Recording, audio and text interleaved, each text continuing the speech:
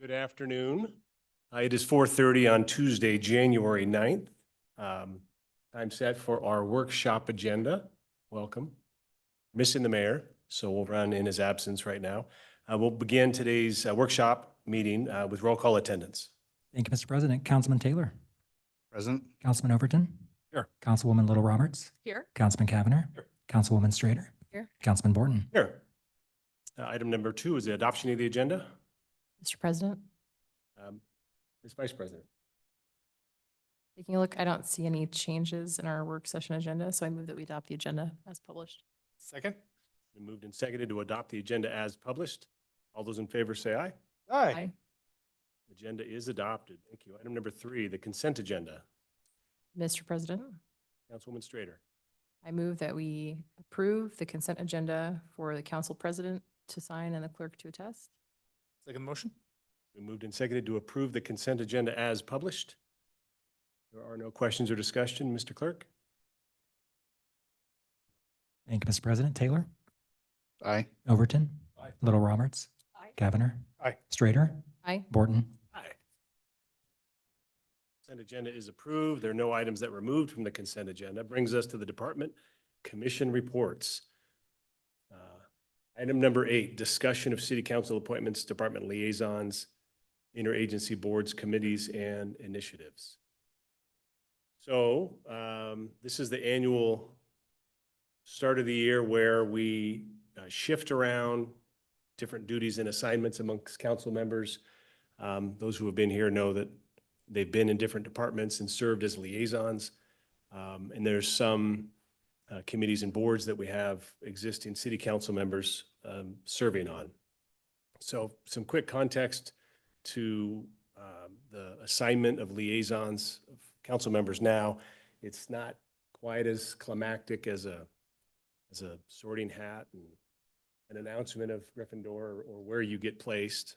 It's already public and published. But the idea is there's not a set science to who gets assigned where or a specific rotation other than to try and provide opportunities for every council member to have a variety of experiences with different departments. They generally change every year for every department, with some exceptions. Sometimes people have stayed 2 years, but generally they move around, trying to expose people to different areas, things that they've not been involved in, or some areas where they have particular interest in. And the role of the liaison continues to be that of a primary kind of a conduit between the council as a whole or the mayor and that particular department. So an example might be if you know, John's running or being a liaison for the Parks Department and we wanted to know something that might be going on, a council member might call Councilman Overton and say, hey, are you aware of this issue in Parks, or what's going on, or what do you think about it? Maybe bring that up to your director and we'll see if it becomes an agenda topic or something we discuss as a whole. It's much more efficient for our directors to use the liaisons and have liaisons serve with the directors. So we don't give them 6 questions, you know, at the same time, have directors who are going to be very polite to our requests, then have to give us 6 answers. So this has been the process for a number of years. So to the liaison, to the department that you get assigned to, reach out to your director early, very soon, have the cup of coffee, the lunch, and visit with how that director likes to communicate, what makes, how you can help them, share information with us, listen to their ideas. They all are different in how they work. Some are more independent. Some need more council direction. So please get actively involved and then be available. So when council members have questions for that department, we're going to try and turn to you and ask you first if you've heard something or know about something or think of a constructive way to bring it onto the agenda. So that's kind of the broad brush picture of liaison assignments. So as we shift around, in no particular order, Public Works Enterprise Fund, which is a big lift, Doug, Mr. Councilman Taylor. So thank you for taking that one on. It's a fantastic department. They all are, but I'm coming from Public Works, so now you and Lorelei will work great together. Councilman Overton, who was with Parks most recently, I believe, is now shifting over to Community Development, another large item to tackle and hitting the ground running with tonight's agenda at the 6 o'clock. Councilwoman Little Roberts, who is well-versed with the liaison process and you know how all this works, you are now Fire. So congratulations, thanks for taking that on. Councilman Kavanagh, a KG veteran as well, is now the liaison for the city clerk's office as well as the police department. Our vice president, Councilwoman Liz Strader, has 3 different departments: human resources, IT, and legal, which work pretty closely together. And then lastly, I will be the liaison for Parks and Rec, as well as the mayor's office and finance. The last 2 being more traditionally council president roles. As you know, one of the larger items that we tackle every year is the budget process as a whole, the council does. So the council president has year over year been the liaison, the mayor's office, and in finance. So that's the process. That's the role of liaison that most of you are well versed on, and those are the assignments. They'll be effective today as part of the resolution. And with that, stand for any questions from my colleagues. Mr. President. Mr. Kavanagh. No questions, just a comment. Appreciate the breakdown and certainly appreciate your heavy lift. I think mayor's office and finance, I like that idea of them kind of being brought together, but also recognize that's a heavy lift for you in your role. So just want to say thanks for taking that on. Appreciate it. You got it.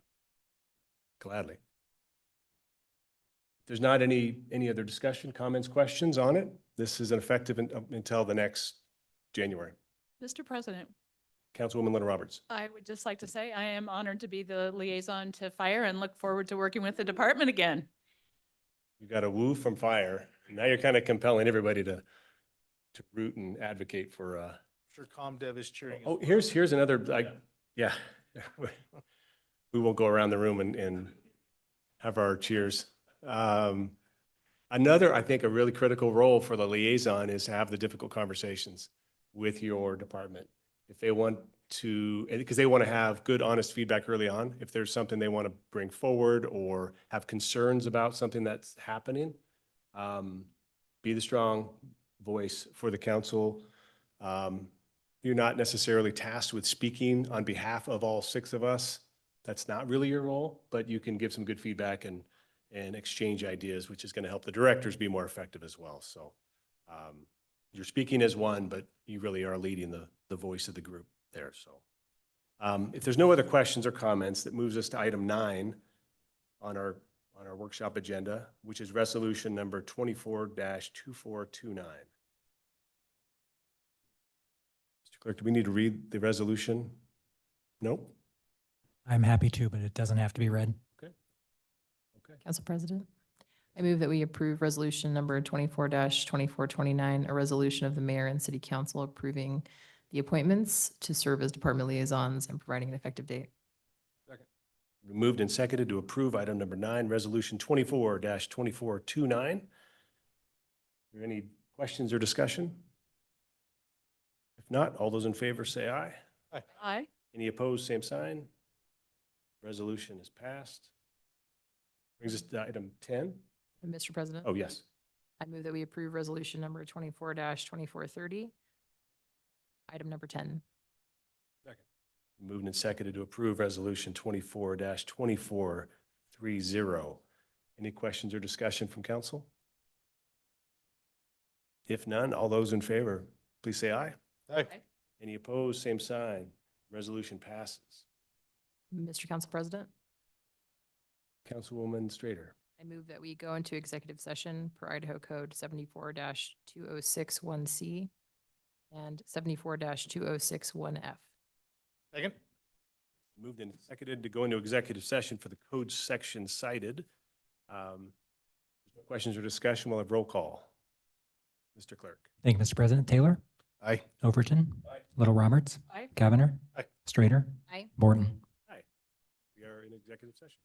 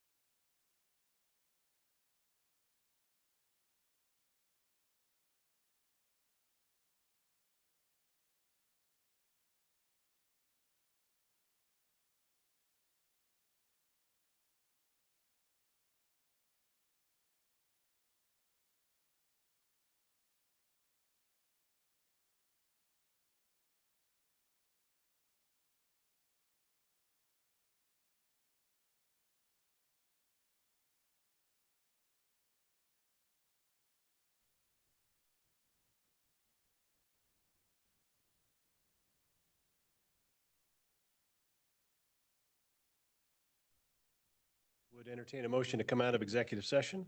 Mr. Council President, Councilman Strader. I move that we come out of executive session. Second.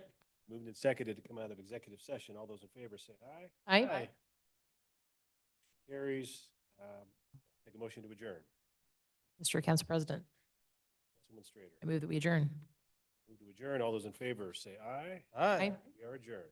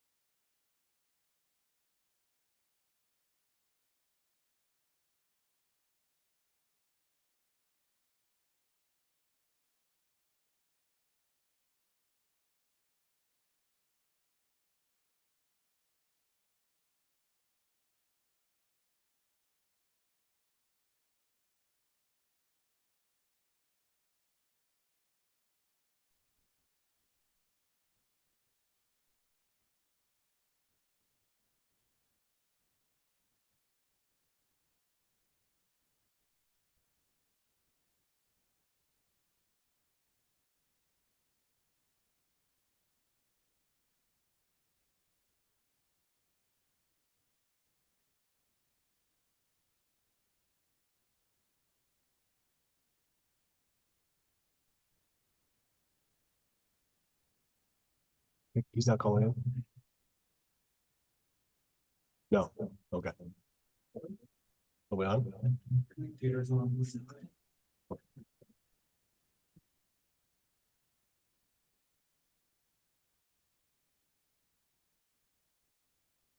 Good evening. It is 6:01, Tuesday, January 9th. Here for our regular city council meeting. We'll begin tonight's meeting with roll call attendance. Mr. Clerk. Thank you, Mr. President. Councilman Taylor? Present. Councilman Overton? Councilwoman Little Roberts? Here. Councilman Cavanagh? Here. Councilwoman Strader? Councilman Borton? Here. Item number 2, the Pledge of Allegiance. Please join me.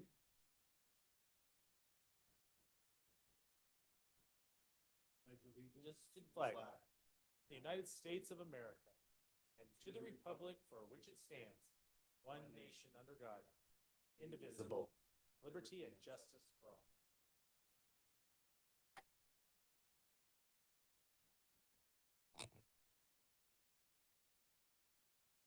Community invocation tonight will be led by Jennifer Cavanis Williams. Good evening. Thanks for joining us tonight.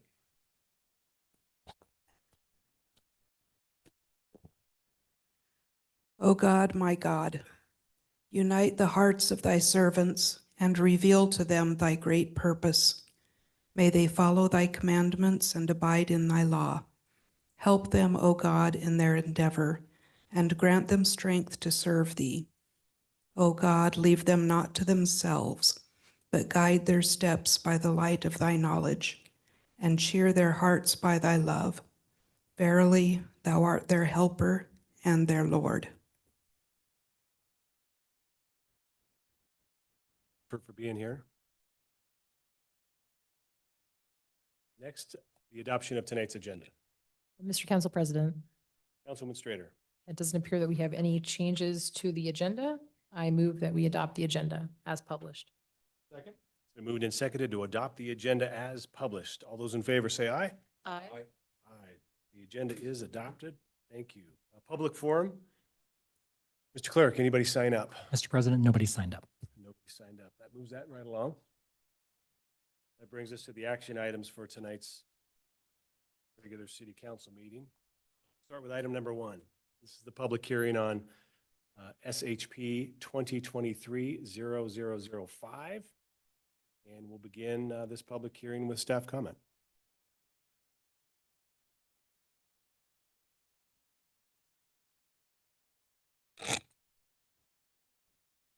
Good evening.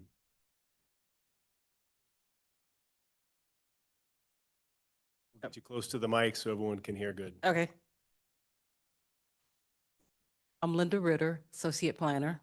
And tonight I bring before you the Hesperus Short Plat, H-2023-0005. This it's a request for to subdivide Lot 4, Block 1 of the Medina subdivision into 2 building lots. The property is located at 1737 South Meridian Road and consists of 1.3 acres in the CG zoning district. Access to the property is provided via an existing access point from South Meridian Road and West Overland Road. The property is currently under construction for a 2,325 square foot Chipotle restaurant with a drive-through for pickup only, and AFC Retail, which is a 4,888 square foot multi-tenant building with the first tenant as a medical doctor's office. Both buildings have been approved through the CZC and design review process under A-2023-0060 and 0061. The findings for the drive-through for the Chipotle restaurant was approved on April 6, 2023 with permit H-2022-0094. And the perimeter landscaping was installed with the previous subdivision improvements. So before you are the existing, what's going on right now, the construction of the buildings. And at this time, I will stand for any questions that you have. Ms. Ritter? Council, any questions for staff? No questions? Okay. Mr. Conti, the applicant is present. Welcome. Mic is yours. You have- Good evening. I'm Antonio Conti, Ackerman Esteveld, 7661 West Riverside, Suite 102, Garden City. I have a PowerPoint presentation. A lot of it just repeat information for what Linda said. I didn't see what she had, so I'm gonna skip right to the end, at the end of it. Just don't wanna waste anybody's time. Okay. What, do you want to walk through your presentation or are you? I'm waiting for the presentation to load. Oh, okay. Sorry. No worries.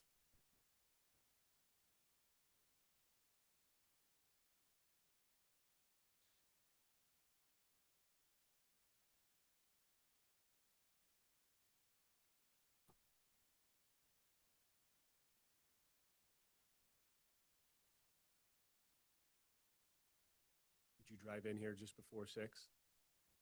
The road's dry? Until, oh, nice. Compared to this morning at 5, it's a step in the right direction. Yeah, I was down at 5. I leave at 5 from Middleton, and it was just, it was a fun drive going to work this morning. But right now, it's pretty nice. Good. Nice, dry, there's another storm coming, so tomorrow morning it's gonna be miserable again, but that's okay. Okay, hi, there we go. So like Linda mentioned, the project is on the southwest corner, Overland and Meridian Road, right between Walgreens and Carl's Jr. Those are pretty much what we already discussed. There is no reason to go over most of this information. The part I wanted to get to is this. This is a rendering of what the buildings are gonna look like. So what we're asking is to take an existing commercial lot, subdivide into 2 separate lots. The property line between the 2 is pretty jagged, just to make sure that we meet the required setbacks between the buildings. It's a nice addition for the location. It fits really well with a new car wash was built, I think it was about a year ago, give or take, right at the corner. And I just wanted to show you what, an idea what the buildings are gonna look like. Too far. There we go. From both sides. One is a Chipotle restaurant, the other one is a medical facility and some additional commercial as well. And my understanding, I just found out today that they blocked one of the driving aisle for construction. So Walgreens wasn't too happy, but they're working around it. Any questions? Thank you, Mr. Conti. Council, any questions of the applicant? Mr. President. Councilman Cavanagh. Mr. Conti, thanks for being here. My question is about that drive aisle. I think if memory serves, if somebody were to go and get a cheeseburger at the Carl's Jr., their only way that they can exit that is to head south on Meridian Road. Correct. They can't travel through the Walgreens parking lot and then be able to exit safely onto Overland. So it sounds like the other businesses in that area are a little frustrated by it. Frankly, I'm frustrated by it because I've received some complaints from people that are trying to be able to drive safe and feel like that the construction is forcing them to make some unsafe driving decisions. So can you help me understand when is that drive aisle going to open up and when can we get back to better connectivity in that project? Mr. Kavanagh, I found out about this roughly 5 minutes ago. The engineer on the project is a different company. It's not me. I just work on the surveying side of it. All I did was the plat. I'm gonna notify the client as soon as I get out of this meeting and get a time frame. I'm gonna forward over to Linda, so she can forward it to you guys, so you know what's going on. My understanding, they put a sign up stating that if you wanna go to Walgreens, the only way in is to Overland. And I understand this, it's a tight site, 2 buildings going in, it's kind of frustrating. As soon as I hear from the client, I will let you know. Mr. President, if I can follow up. Mr. Grundy, I think that sign is very, very hard to read. And the only time you're able to read it is once you've already chosen Already in, to yeah. enter into the parking lot. So it's serving no purpose. And I know that it sounds like this isn't you, this is the construction company, but they're doing business for you. And so, It's more of an owner type of okay, concerns. So I'll discuss it with you. As soon as I get out of the meeting, I'll give him a Great. call. I appreciate that And- and look forward to a response from Linda here soon. Yeah, what I will do, I will follow up with Linda, let her know on what's going. If he doesn't answer, I'll follow up with an email, CC Linda, so it's in writing and everybody knows what's going on. Great, thank you. Thank you. Council, any other questions? No? Okay, Thank you very much. thank you. Staff, any final comments or questions of council following that? Ms. Ritter, sorry, I'm putting you on the spot here. Anything else from staff that we should be aware of? No? That's it. Okay. Council, what's your pleasure? Council President, Yes. just for the record, there's no public testimony. Yes, thank you. Anyone here in the public that would like to provide testimony, please come forward. Seeing nobody coming to the podium, thank you, Mr. Clerk.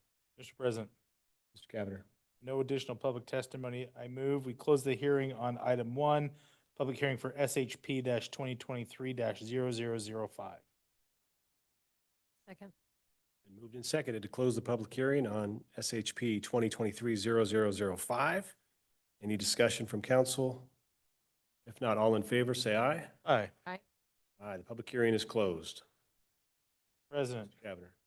reviewing the application as well as the testimony from the applicant and staff, I move we approve item 1, SHP 2023-0005 as presented. Second. Been moved and seconded to approve SHP 2023-005 as presented. Any discussion from council on that motion? Seeing none, Mr. Clerk, will you please call? Thank you, Mr. President. Taylor, Aye. Overton. Aye. Little Roberts, Aye. Cavanagh. Aye. Strater, Aye. Borton. All ayes, the application has been approved. Brings us to item number 2. Thank you. 2023 Mixed Use Comprehensive Plan Text Amendment. This is application 2023-0057. The city is the applicant. Thank you, Ms. Ritter. We've got Team Caleb and Team Brian here to present this. We'll open today's public hearing with staff comment.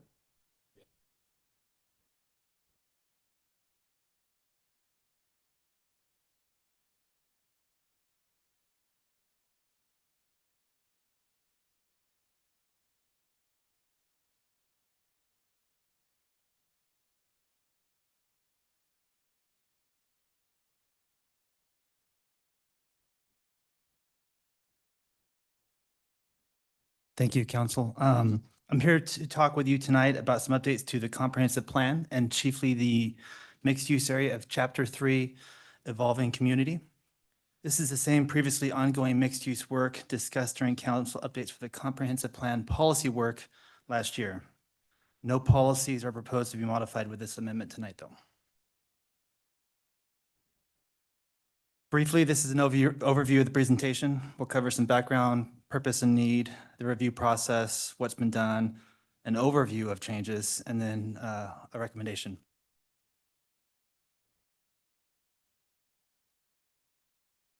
The city adopted the comprehensive plan in December of 2019, and which included all the goals, objectives, and policies, action items, also referred to as the policies. Each year since adoption, we've processed an amendment. The first in 2020 added the priorities to the policies. They were just an organized list without priorities originally. The second in 2001 to adopt the fields plan. The third in 2022 to adopt the most recent existing conditions report. And the third in August of 2023 to adjust the priorities of the policies.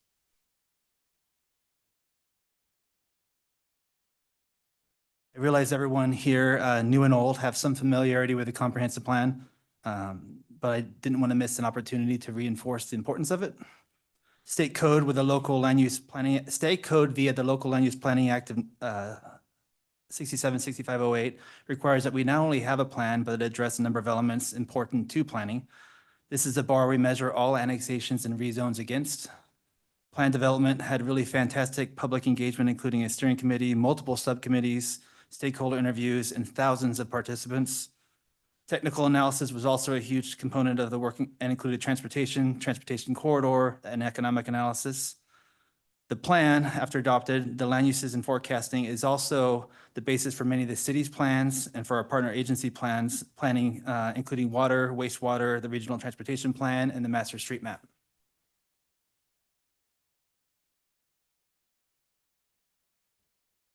There's a number of reasons for this comprehensive plan text amendment, or CPAT. Most importantly, the comprehensive plan and future land use map are designed with a healthy balance of uses in mind. In the case of residential, it is intended that these areas are near to supportive services. By design, mixed-use areas are the only places for many of these services to occur in the newer or unannexed areas of the city. As an example, you don't see office or commercial in most of the areas highlighted on the screen here. Professional offices aren't generally the first thing people think of when they hear of mixed use, but they're important. Gyms, daycares, and many other uses that don't work well in offices contemplated for strip commercial and drive-throughs, but they're still necessary in these areas of the city. And they need to be accessible to the residents who live near to these areas of the city, i.e. the mixed-use areas. Similarly, we don't reserve spaces where these are affordable. They don't generally demand the rates fronting a primary arterial roadway. Increasingly, however, the land where many of these mixed-use projects are located have been acquired with the intention of maximizing certain uses in certain market conditions and without an awareness for future needs. This isn't necessarily ill will or negligence on the part of the investors and developers. Often it's what they understand to be allowed, and this is an automatic pain point as soon as they come in for a pre-app. The CPAT seeks to better convey and clarify these expectations. It also seeks to make the formatting and presentation of all relevant information more streamlined. A great deal of risk is also present for these reasons. Review of development applications in mixed-use areas is usually very protracted with many revisions to concept plans, even when a developer or applicant wants to provide what the city's asking for. Things just aren't understood that well. Finally, we hope that greater consistency will improve transparency. There is more text that support the existing policies, which we're hoping to better relate.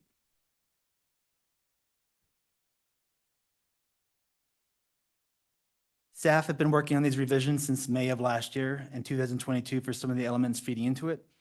Initial rough drafts were based on years of experience with the 2019 plan and seek to address common implementation problems, generally the result of organization and flow, the lack of links between text and policy topics, and general inconsistencies. This work was all based on the plan, adhering to the original vision, purpose statements, policies, and the text itself. After a coherent draft was assembled, along with initial new exhibits, a group of experienced professionals and agency partners were asked to review and provide comments. These were design and planning professionals in architecture, landscape architecture, and engineering. And we also had mixed-use experienced professionals in development and land investment. We also had Ada County supported us on this. Significant changes were based on feedback here, including reordering of sections. But some of the best feedback were just additional questions they had. What didn't make sense still? Next, internal staff did a review of minor revisions and then invited the development partners and entities to comment prior to staff submitting an application for hearing. Staff worked with the mayor's office on a dedicated website for collecting feedback and the city's clerk's office for customized social media messaging to this website, and links that included additional intentional surveys. We did not have any participation through the website, unfortunately, but I did have a number of emails and calls, all of which resulted in some changes as part of the staff report. Do you want to also mention that we shared some feedback, or we shared some specific outreach to some of our larger development partners as part of the public hearing outreach, and that included the BCA.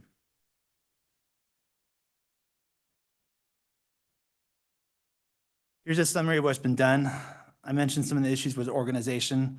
The bulk of the changes that isn't general context or background information was a top-down linear restructure. I say restructured because while there's a lot of new text, there's also a lot of old. This amendment adheres to, as previously stated, this amendment adheres to the vision and keeps much of what was previously existing, often reordered and supplemented. Much of the new text isn't something required, just context for the original work that wasn't adequately conveyed and to help frame required elements.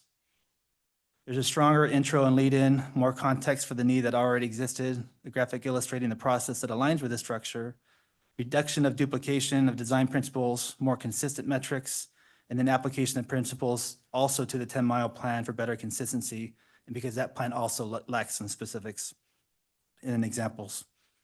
We've also tried to improve terminology, for example, mixed-use area versus mixed-use project, or area versus project. Something seemingly very simple has caused a lot of confusion between staff, development interests, planning commission, and council in the past.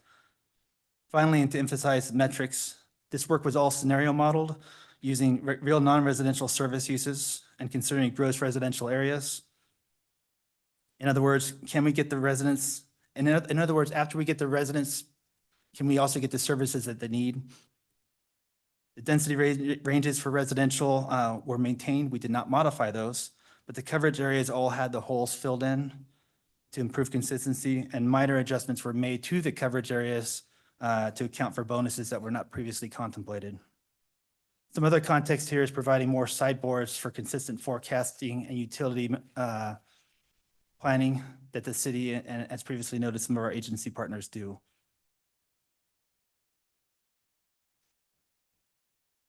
The new appendix is a big add and all new. This includes enhancements to the existing mixed-use diagrams and then additional annotation. There's also more examples and importantly, links from the primary text with the live comprehensive plan website. With the live comprehensive plan website, you don't have to download a PDF and we'll better integrate this mixed-use amendment into the website, which is how most people, including staff, access a comprehensive plan.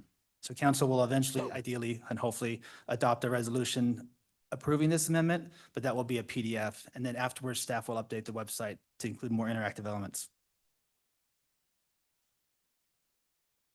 This is an overview of the new structure. Much of the general overview previously was unorganized. That's the first heading there in green. Red are the new sections, generally context and background. Again, this isn't new requirements or policy, but history and background information that helps to relate the other principles and ideas. Functional integration is a new subheading. This includes integration of uses and holistic design subsections, in which are a compilation of the design principle or guidelines from the existing text, existing policy, and best practices. And then again, better organized. The drafting of the original text included ideas that are mission critical. We need them, but not always written or organized in a way that was understood by the intended audience. For the reorganized design principles, integration of uses generally equates to what should be included and holistic design and how it should be organized. Both of these are critical as the city does not have design standards for mixed-use projects. This is generally decided before an administrative design process, before staff approvals, and the existing guidelines or principles are currently disorganized and duplicative. This slide is a new flow chart and essentially directs interested parties to use the entire mixed-use section when developing their pro forma or concept plan. Again, this is an issue that we are trying to address. Typically, when someone comes in for a pre-app, they just jump to the specific mixed-use designation and skip everything else, all of which is important.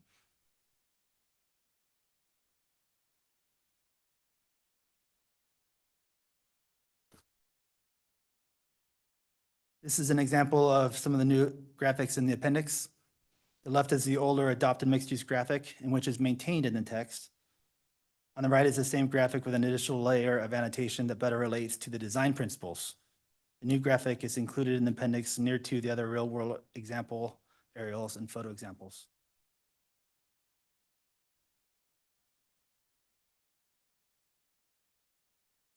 These graphics are of mixed-use areas that demonstrate some of the elements discussed.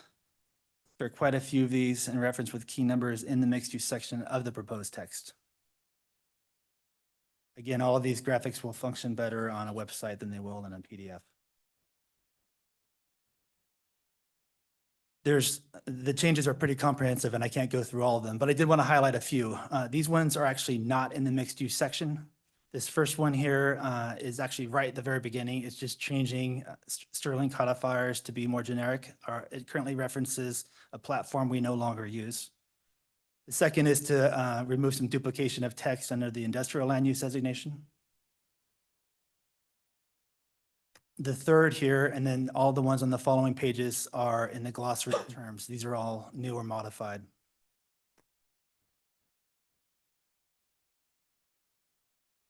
And these were all in the original staff report or as part of recommendations from Planning and Zoning Commission.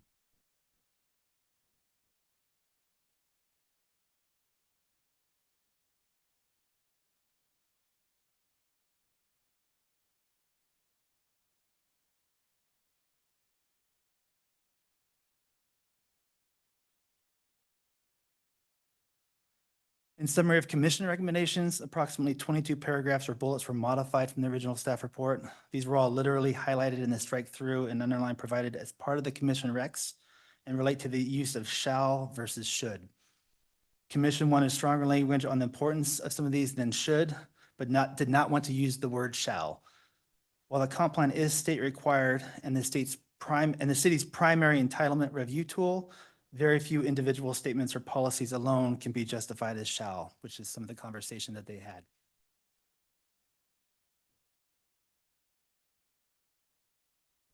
With that, here's staff's request. Next steps, if approved, would be to prepare a formal resolution with a formatted PDF.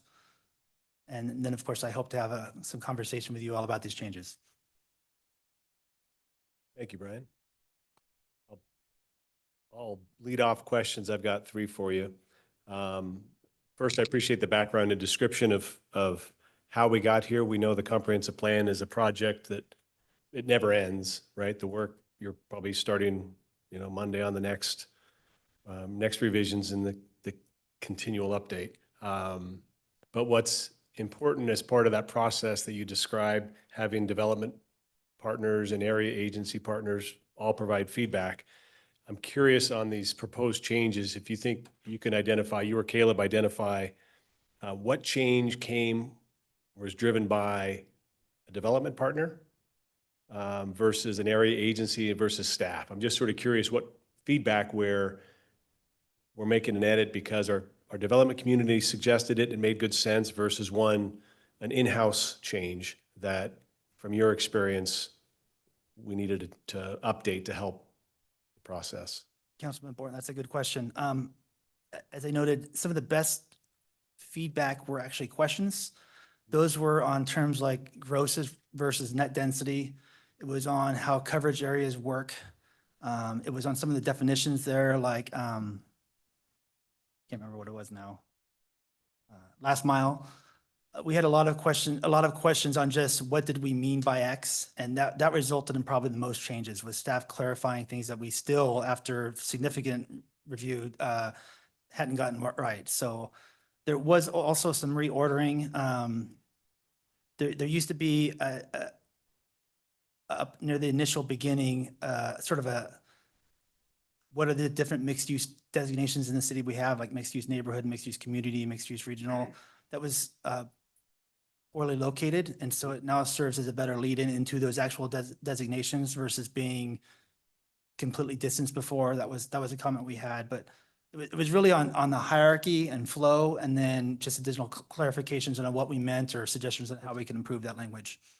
So the improved content was driven in large part by our in-house staff providing what we think will help answer those questions? Councilman Borton, yes. Okay, good. It's based on experience Okay. with the current plan, working with our partners. That's great. Caleb, did you have some? Okay. Good? All right. Thank you. Council, any questions of staff? Mr. President, Councilman Taylor. I have a couple of questions. Brian, appreciate the presentation and the opportunity to review some of the material. I have a question on one of the new definitions. And I'm just trying to understand how it would affect future applications that would come before the city council. So on page 17, the definition of employment area, and I see that this is a new definition added. And as I was reviewing it, in there, it all sounds reasonable, makes sense, but there's a portion where we get very specific about what an employment area is. The minimum size of an employment area is 25 acres, it must provide 1,000 jobs with at least 70% that are neither retail or service and include a minimum of 10 employers. So I understand that that definition comes from, is it from Compass? Is it from, I mean, is that a definition that was created by city staff? We borrowed that definition. I'd like to understand kind of how we got, where the origins of that definition is and if you can speak to the specific requirements that are included in that. Sure, Council President Borton, Councilman Taylor. The definition, application of that definition would apply to the context of when someone's requesting some coverage bonuses. That's currently the only application here. So if they want to say, we want to apply, we want more residents, for example, because it works here, then we're going to want to understand how that impacts the transportation network, you know, whether these people are going to be commuting a long trip, long distances on congested roadways, or whether they've got services or whether they're close to areas where they could be well-serviced and work. The context there is really impacted the transportation network. And that's how we discussed that with Compass. In terms of how the definition was created, that was us trying to understand, we throw that term around all the time, staff. But we didn't really have a definition for it. And if we were going to use it for bonuses, and if we were going to actually be more consistent with that, we needed a definition. Compass staff helped us give us all the data basically we were looking for in these areas and worked with us going back and forth. Actually, I can tell you, basically we currently had, and this is using data that's 2 years old now, we would update this.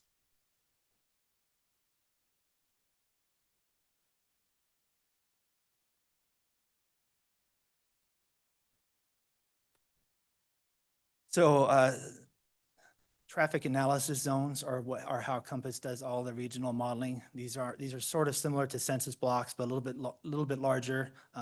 They all have existing population, existing employment, and then forecast population and forecast employment over incremental years into a horizon year. They have a lot of this data that is not immediately accessible to us frequently because it comes from the state. And then they also buy this from proprietary sellers who, and then they merge it. And it's a really great data set.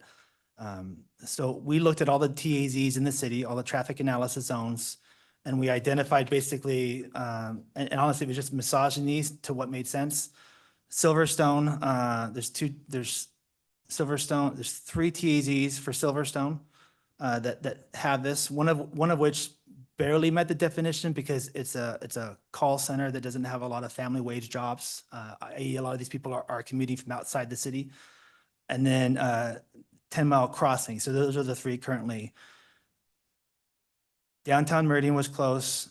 St. Luke's on Eagle was close. And we expect probably now that some of the new phases of Eagle View Landing would meet this definition as well. So there's 3 existing where we have the family wage jobs, and diversity of employers that are economy resilient to meet this definition. Does that help? It does, and I appreciate it. And Mr. President, if I have a quick follow-up on that. So, because we can't, you know, there's a building built, someone leases a space, there's an employer there for a number of years, maybe they move on, maybe they go out of business and someone else comes in. We don't know who that would be or what they would look like or what that mix of employment would be. My concern would be, and maybe if you can speak to this and explain it a little bit, are we ever going to face a situation where we're looking at an application for something and this employment area as defined with these really specific metrics, now are we going to be looking to deny something because it doesn't meet the metrics, whereas maybe it did a few years ago, or even in the future, it's hard to anticipate what this employment area would be. So I'm just trying to understand how this definition would actually impact future proposals or applications that we might consider, because I'm just concerned about the specifics of it, and we really have a hard time nailing that down as to who might be where and what kinds of jobs they would be. Commission President Borton, again, Commissioner Taylor, it's a really good question. So the size of these were, the reason we selected the size and the reason we selected the diversity number of employers in an area was to be resilient to changes so that we aren't looking at that. Now, a recession may happen and there may be some drastic changes, but we don't not touch a comprehensive plan ever. So these are things that we could potentially look at, you know, if something did happen. I would note that I received some feedback, I used the term agglomeration there, and I sort of had someone slap my knuckles.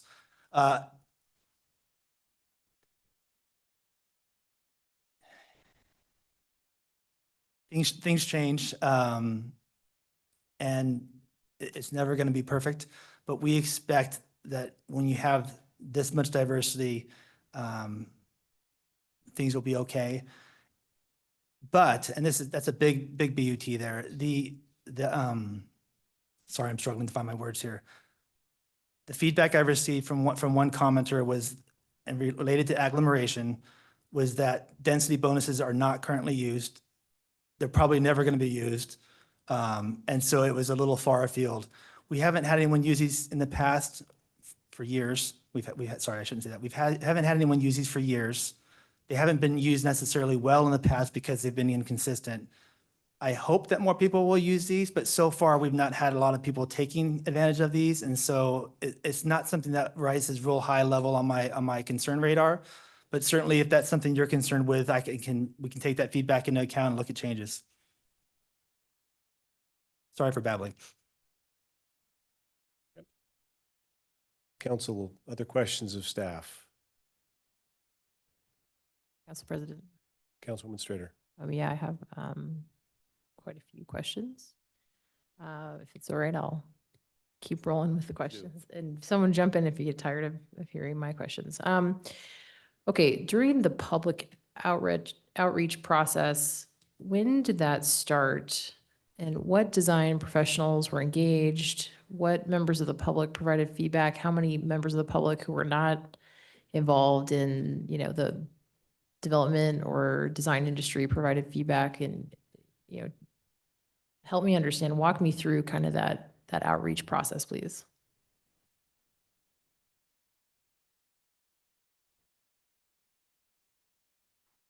Council President Borton, Councilwoman Strader, thank you for the question. Kayla, please help me if I can't, if you can. We haven't, outreach started months ago. This project, sorry, has been on pause, been on pause. So I'm trying to, it was a number of months ago when we started outreach to specific experienced design professionals in mixed use areas. And we wanted to get their take for how this read and how this would work. I'm not going to give you names unless you ask for it, but I can get names of people unless you ask for it, but I can give you some company agencies here. So Ada County, Rocky Mountain Companies, Engineering Solutions, Mark Bottles, Borges Architecture, Elk Ventures, B&A Engineers, TO Engineers, and the Land Group were all ones that provided us some really good comments on these changes. We also had some from Brighton Corp, and those were on Laserfish after that closed. And then we had another one from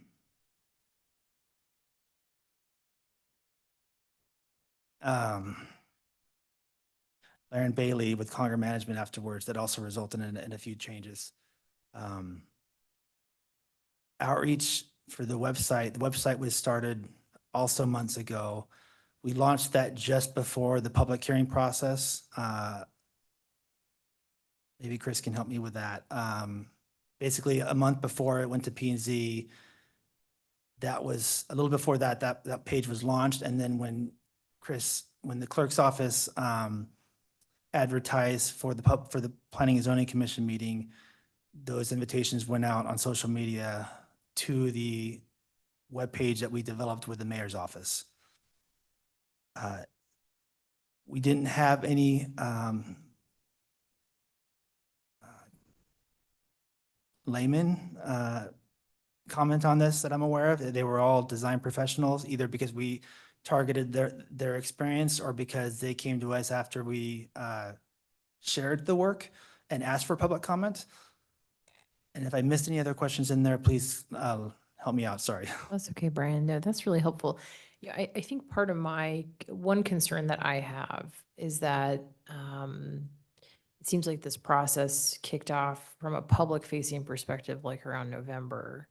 And, heading into it, and maybe I'm wrong, but that was kind of my impression from speaking with you earlier today. So if that's the case, I think members of the public pay attention when there's something being built in their neighborhood.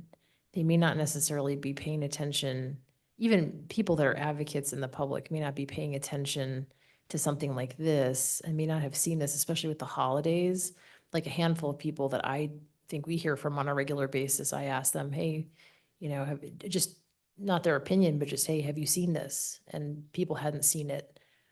So that is a concern that I have, that we're getting adequate feedback, from all kinds of people. This is a big change. It would affect a lot of our few remaining opportunities to get really good commercial development in the city of Meridian. So I think it's really important that we get it right. One of the one of the big questions I had was around, and you called it out very well in the application, but removing the maximum building size concept. And I loved the design standards. I loved the verbiage that we're replacing it with, but we're replacing it with something that requires more opinion, I think, and more interpretation. And building size is a very clear, bright line. You either meet it or you don't. And so a concern that I have, or I guess a question is, I'm looking at on page 5, section 3A, under maximum building size, you guys actually called out directly that, none of these standards addresses building height, which you argued could be more important in some of these designations. Why not look to a building height standard instead? I guess walk me through the thinking, the pros and cons of why we went with, coverage areas as opposed to a building height concept. To just help me understand the philosophy and the thinking around how we're going to apply this in light of that comment, please. Council President Borton, Councilwoman Strader, those are really good comments and questions. The building size, as you noted, is in the staff report. It was something initially that I was hesitant to change. As you are aware, it's because that has been a point of contention in some larger projects in the past. One of the reasons that I overcame that hurdle of deciding to make that change or not was because what happened there, it wasn't a bright shining line. What happened in one of those really good large projects that was very contentious was I referred to this indirectly earlier. That was one of the few projects in recent history that I can remember an applicant trying to take use of the bonuses. And that number got thrown right out the window when the bonuses were used, and the bonuses that were taken advantage of were arbitrary, again, to the building square footage. So while it is important, and while I think it's important to the community, it hasn't been, and even though the building area is precise, it still hasn't been used in a precise way because of the other context that existed in that in one of those conditions. The building height that's a really big question. The simple answer is because we have a lot of mixed use types in a lot of mixed use scales in very context specific locations, and this is a comprehensive plan. If I had to point out a flaw, and this is a philosophy of the city, is the issue is we don't have design standards for mixed use areas that are more context sensitive. There's no form-based overlay. There's no design review committee. There's a handful of reasons and options that we could have that we don't have. And I was trying to remain flexible to what we do have, which is, and I noted it earlier, which is a comprehensive plan that's trying to provide some context and some sideboards, but can't be all things to all people in all locations. That's my simple response to that. Thank you, Brian, and thank you for your candor. And it's messy trying to improve something like this. So I just appreciate the dialogue on it. And I mean, I do think you sort of spoke to that in your memo, so that came through. So I mean, I share that concern. I think if we had more context-specific design, whether it was process or a review committee or something, I think that would help us overcome that issue. I am concerned that, we're removing the one, I guess, factual thing that staff could just point out and say, nope, you don't meet this.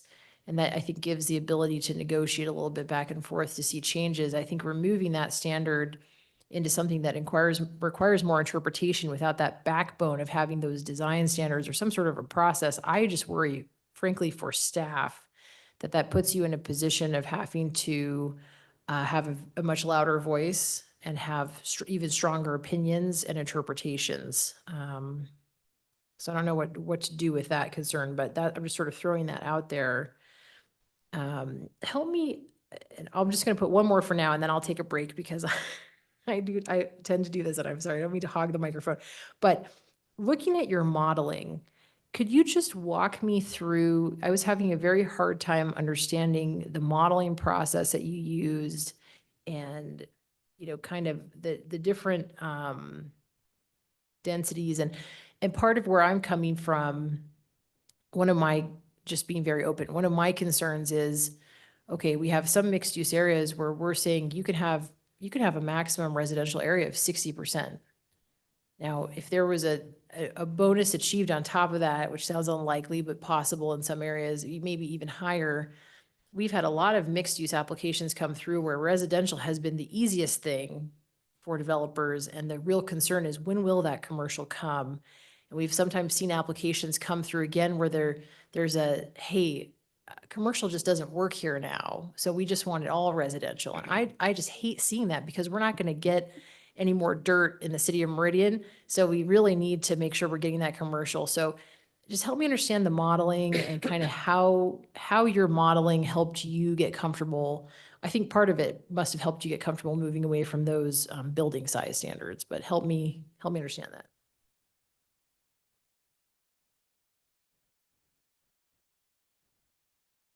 Council President Borton, Councilwoman Strader. I'll answer that indirectly first, and then I'll answer it directly. So the indirect answer there is that we currently have a requirement in mixed use areas that is not required very well, which is when someone comes in a mixed use area to give us a concept plan that shows how the overall area is going to look and is going to meet the needs of the city. We do not do that well. Anyone, all parties involved.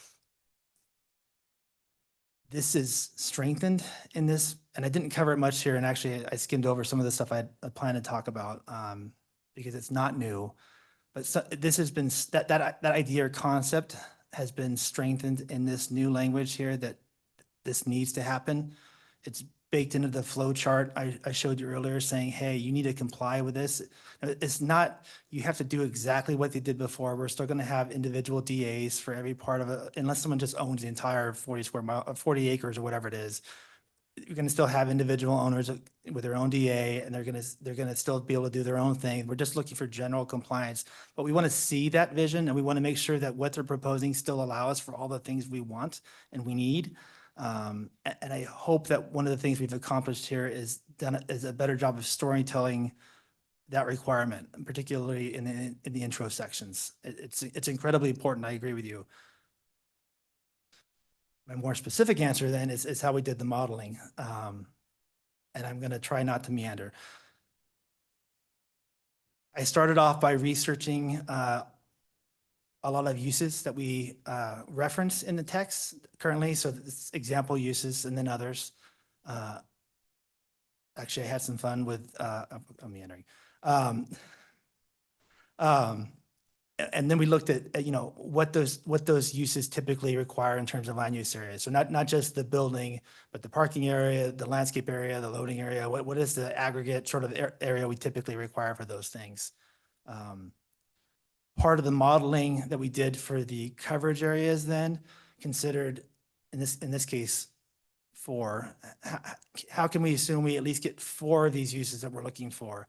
Those were categorized in by uses we typically want to see in neighborhood, uses we typically want to see in community, uses we typically want to see in regional. So mixed use, neighborhood, community, and regional. And then making sure we can get some of those varying uses in varying sizes. I looked at an average for those, and then a low average and a high average, and little checkboxes to see which ones worked where and in which designations. The coverage areas definitely affect some of those, which is why you generally see, in addition to just accounting for bonuses, why some of the residential was backed off to make, because we currently don't in many cases have that cap. Sometimes it's there, sometimes at minimum, sometimes it's actually, I'm diverging again, but that's one of the reasons that coverage areas were backed off of, was to make sure that we could get at least a number of those uses that we really want to see and that we typically aren't seeing.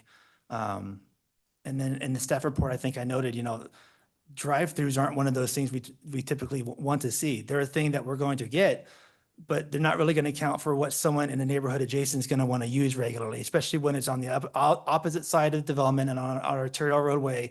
Yeah, you can provide that, but we're still going to want to see these other things that people actually need. So daycares and professional offices, that whole variety there. And there's quite a bit of intro language on that topic. So I hope that answers your question. I can certainly pull up some spreadsheets if that's what you're looking for. Let me know. Yeah, no, I loved the language. I didn't have any issue there. I was just sort of trying to understand your different, like kind of density areas, and maybe the best thing to do is you and I have a separate discussion maybe at some point, and you could walk me through kind of how that modeling worked. I think that would help me a lot, because just from sort of looking at the graphs, I don't think it totally tells the story. Anyway, understanding the data would help me. But I do appreciate what you're saying about neighborhood services. And I loved all of the language. And I thought this was a great effort. My biggest heartburn is moving away from the maximum building size, which is the one, I think, clear standard that we have, without replacing it with a building height restriction. That could be dependent on the type of mixed use it is, right? But if I think back to like the most contentious hearings that we've had, it's usually when, neighbors realize that right next to their, 1 or 2 story home, they're going to see a 4 or 5 story building. I mean, that's where we sort of see that conflict. And so the approach of taking a building height restriction, I think, would be more challenging in some ways, but I think in some ways it would make your job easier, because you would have kind of a clear standard and maybe a process for exceptions. But that was just I'm not sure about that, but that was just some feedback.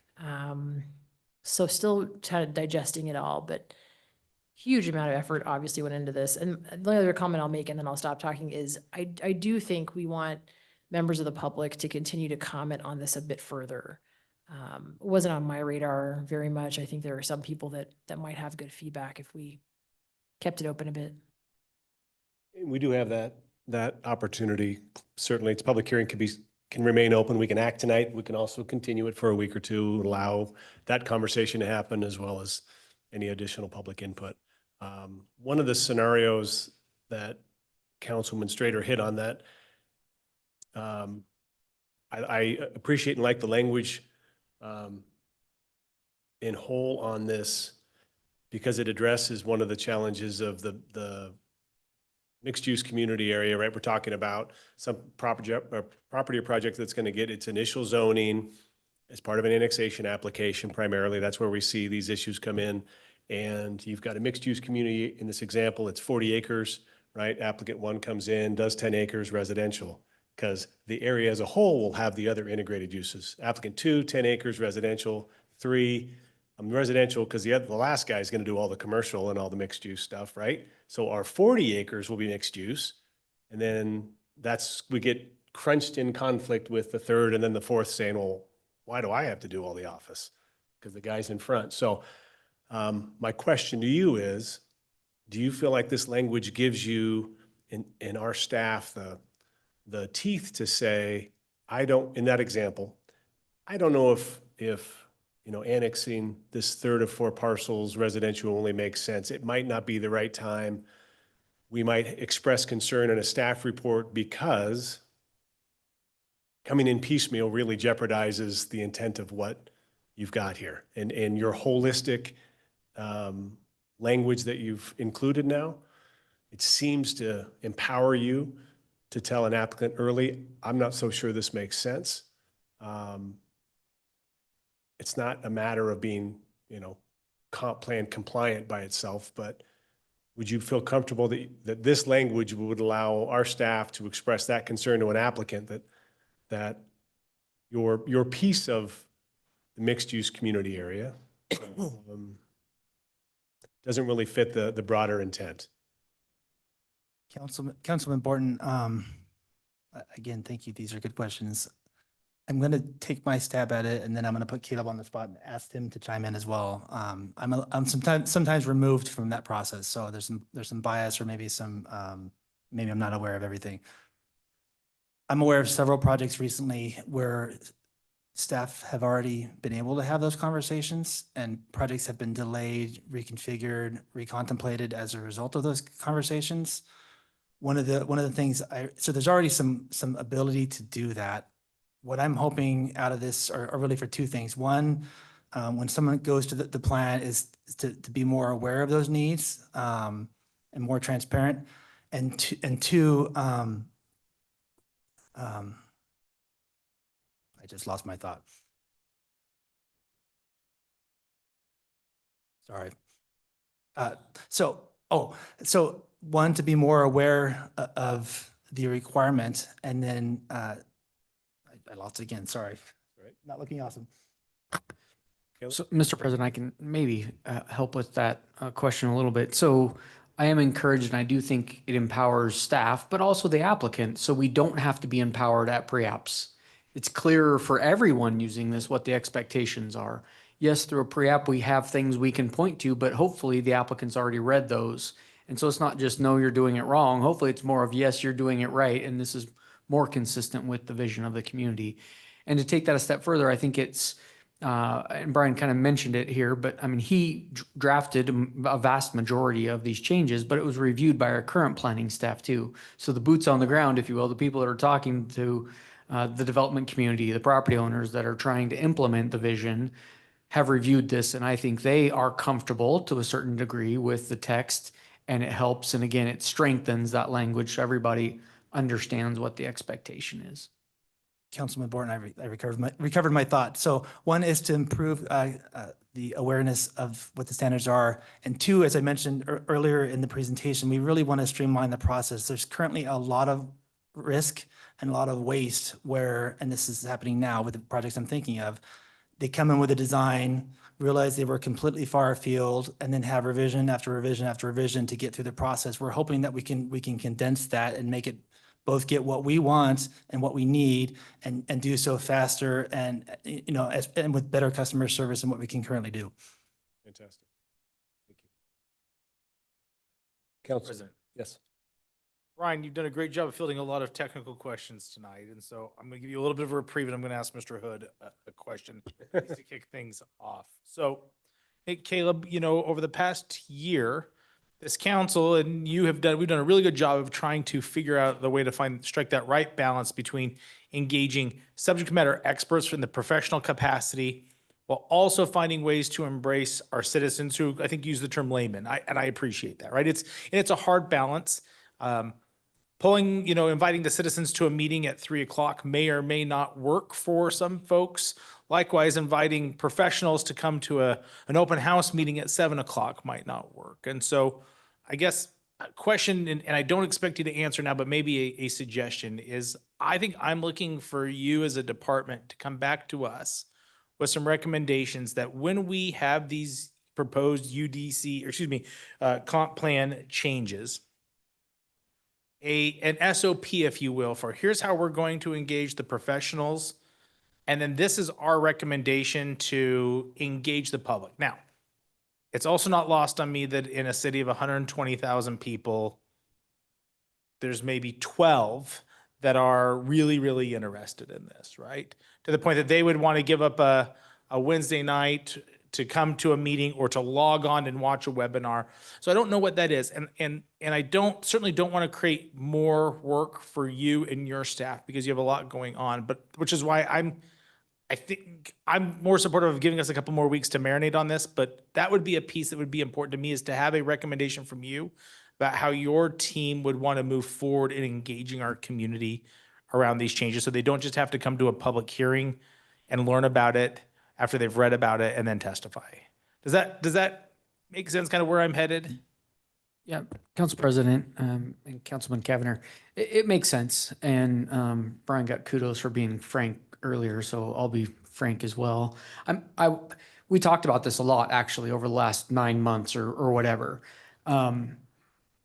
We have to have public engagement, involvement. We can't make them participate, but we have to make it available and consider any comments received. But I don't want that just to be a checkbox. Your initial, this is a very highly technical changes here. That's why in this case, we didn't start with a public review process. We wanted the technical experts to help us present something to the public then that was manageable. Asking the public, and there are probably a handful in our community that would fit that bill.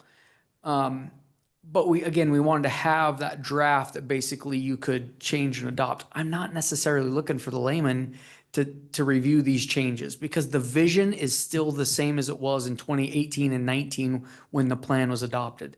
This is a finer point. And again, I'll take those comments, but we didn't target the outreach towards Joe Public. But your comment, and so that's not typical. Typically we would cast a wider net first and see who's interested and then engage with them throughout the process.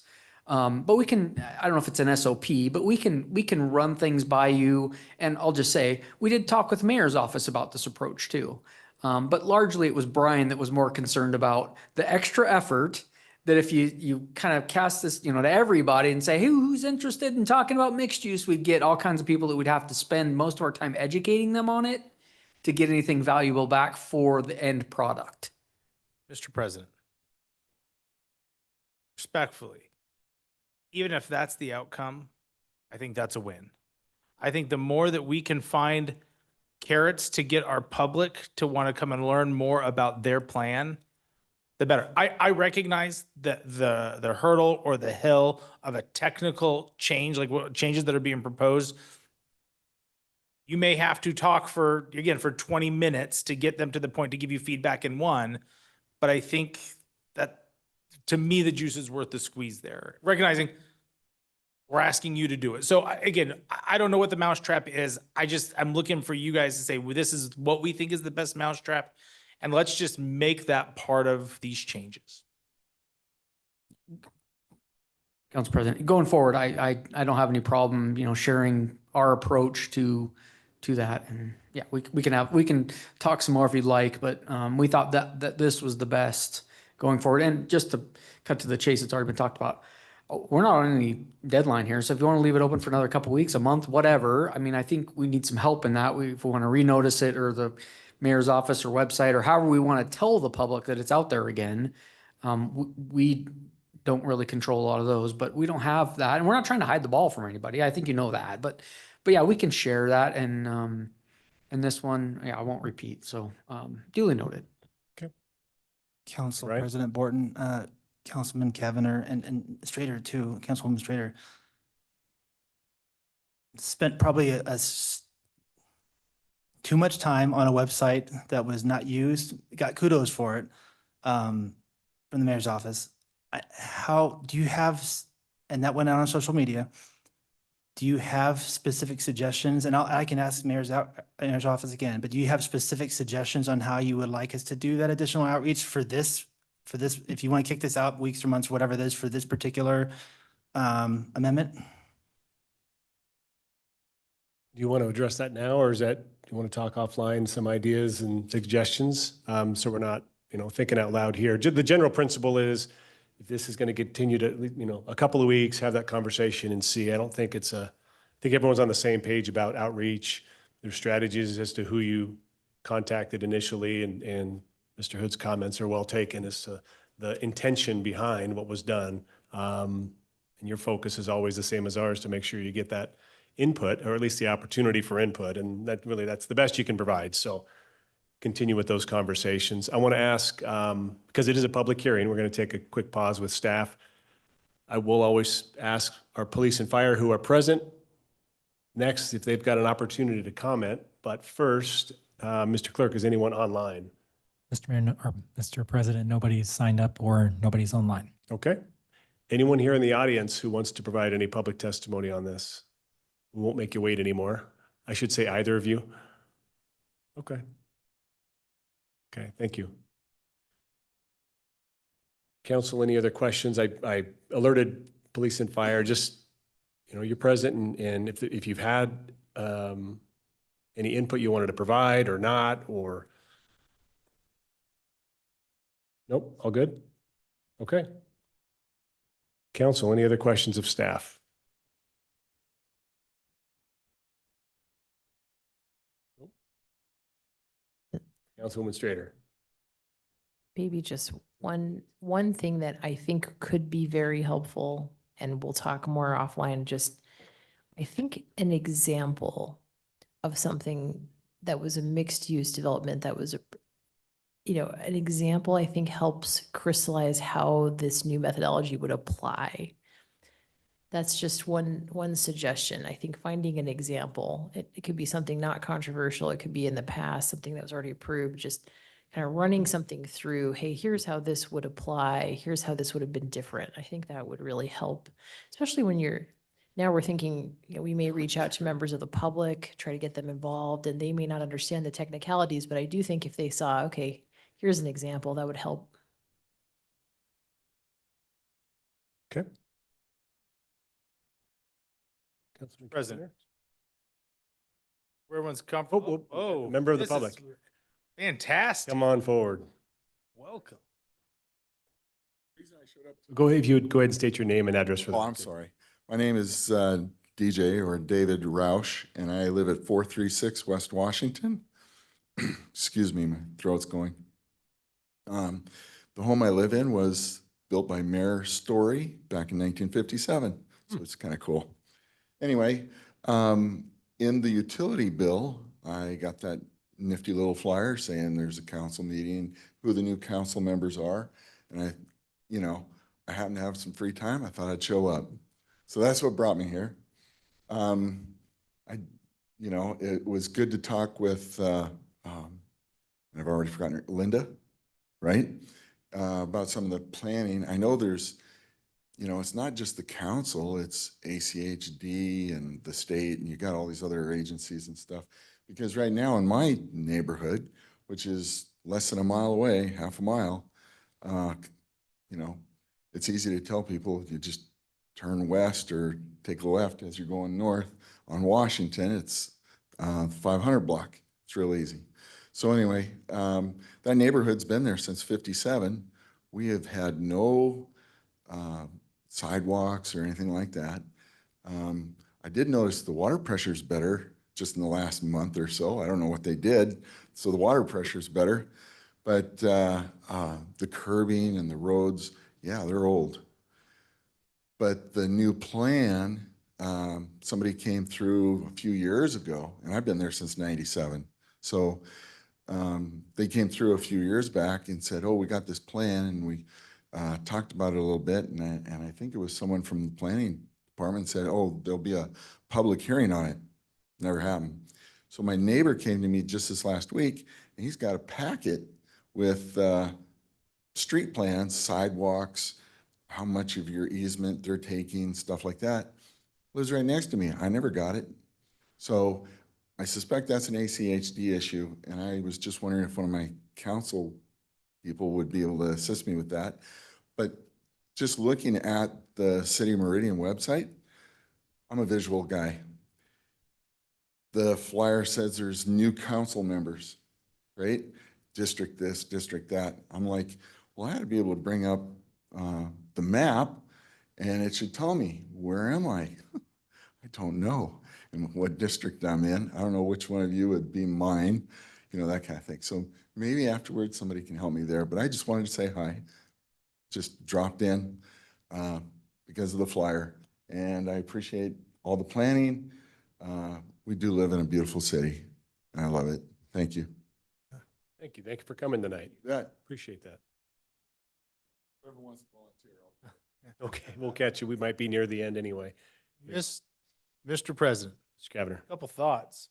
One, I'm sure our MUBS team and our communication team is doing a backflip right now because people are reading something that's in the billing utility insert. I know that's always a question about, we put information in, who sees it? So thank you, Mr. Roush, for being a proof of concept on that.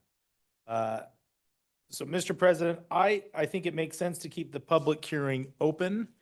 And so I would move that we continue the public hearing for number 2, H-2023-0057, and that we continue that to February the 13th, and ask that the planning department and the mayor's office, and Mr. President, the planning department got a huge upgrade when it comes to their liaison role. They had really the bottom of the barrel for a previous liaison, and they've got one of the top, in my opinion. They can work with their liaison to maybe discuss some options for public engagement, for what makes sense for staff capacity, timing. We've got 4 or 5 weeks to figure that out, and whatever liaison, staff, and mayor's office deems appropriate, we'll be supportive of. Seems like a good suggestion. Is there a second? Second. Moved and seconded to continue item H 2023-0057, keeping the public hearing open to February 13th at the regular 6 p.m. meeting. Any discussion on the motion? Not? Clerk? Call roll. Thank you, Mr. President. Taylor, Aye. Overton. Aye. Little Roberts. Aye. Cavanagh. Aye. Strater. Borton. Aye. Motion passes. Application will be continued. Public hearing remains open to February 13th. Any future meeting topics? Good of the order, council? No? If not, I'll take a motion to adjourn. Council President, I move that we adjourn the meeting. It's been a motion to adjourn. All those in favor say aye. Aye. Aye. We are adjourned.